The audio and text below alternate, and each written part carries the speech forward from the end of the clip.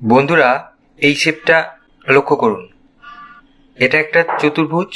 আজকের ভিডিওতে চলুন চতুর্ভুজের কি কি বৈশিষ্ট্য আছে জেনে নিই।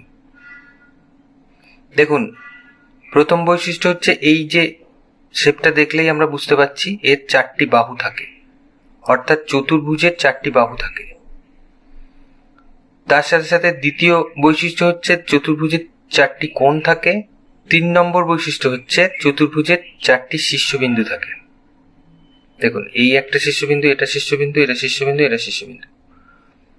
4 নম্বর বৈশিষ্ট্য হচ্ছে চতুর্ভুজের 4টি কোণ, সে যে কোনো চতুর্ভুজই হোক না কেন, 4টি কোণ যদি আমরা যোগ করি তাহলে সেই 4টি কোণের যোগফল 360 ডিগ্রি হয়।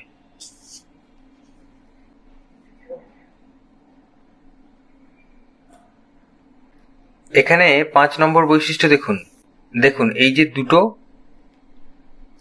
রেখাংশ আমরা দেখতে পাচ্ছি, এই দুটো রেখাংশ হচ্ছে চতুর্ভুজের কর্ণ।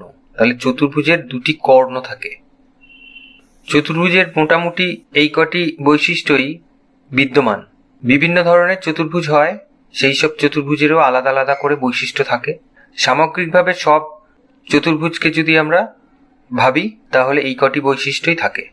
বন্ধুরা, সামগ্রিকভাবে চতুর্ভুজের যদি আরও কোনো অতিরিক্ত বৈশিষ্ট্য আপনাদের জানা থাকে তাহলে প্লিজ কমেন্ট করে জানান।